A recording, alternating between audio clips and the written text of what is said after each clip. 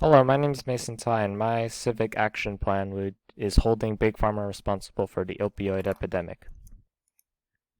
And so my issue is, or my problem is, that big pharmaceutical companies often go unchecked with the sale of addictive opioids, even when taken to court, and are often not punished hard enough for their actions. And my reasoning for this is through research and looking at causes of the opioid epidemic, I can see that big pharma often knowingly sells highly addictive drugs for profit, and even when they are caught, they get very small punishments for their crimes.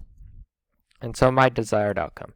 How do you want to address your issue? What are you hoping to do? And so the main thing I'm hoping to do is I want to raise awareness on social media and on of how and why we should punish big pharma for what they're doing. And by spreading awareness via social media platforms like Instagram, that's what I'm hoping to do. And so do you have a measurable outcome? How will you know if you succeed?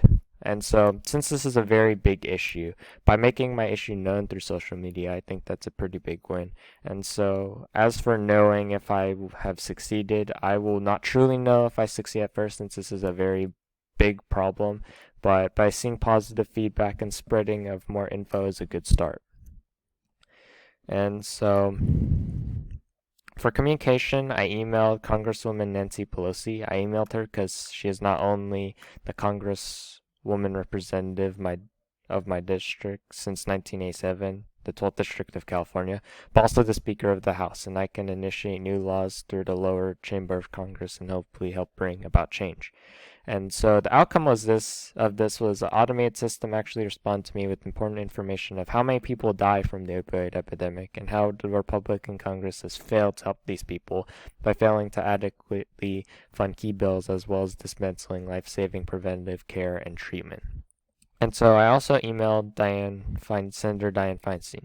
And so I emailed her because she is a U.S. Senator from California and has a co-chair of the Senate caucus on international narcotics laws and has already supported bills to hold drug manufacturers accountable for failure to report and stop suspicious orders of opioids. And so another automated system responded by saying Feinstein is working with the Senate to monitor lawsuits made by these states on big pharma, such as California.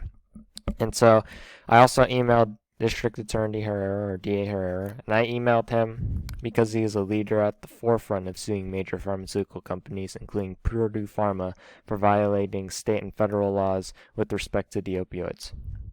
With respect to opioids. And so the outcome was he didn't respond, but I was able to do my own research on the matter, so it didn't really matter too much since I was able to make up for it. And so for awareness, I made an Instagram page, poster, and YouTube video. So my reasoning for the Instagram page is because Instagram has many followers and is a good way to share a good platform for you to share information and facts on the issue, on your issue or my issue. So my outcome was I was able to get a decent amount of followers and likes from accounts that I didn't even know who they were. So that was very good. And so I also made a poster, and my reasoning for this is this lets people see unique visual interpretations, as seen up there, as well as facts on the issue on how we can combat it. And so the outcome was I was able to spread it on Instagram, and it got a decent amount of likes. So I think that's a pretty good win. And so with my YouTube video, this lets me spread background and facts on another big platform and allowing me to talk about it in a video format. And so the outcome was I was able to get a decent amount of views after sending it to friends, family, and a few strangers, which means people saw it and why big pharma should be punished more severely, and it also means it was shared. And so for my pressure piece, I have work party meetings and demonstrations. And so my reasoning for work party meetings is it allows people with similar beliefs to congregate and discuss how the government can solve the issue on big pharma, which is good.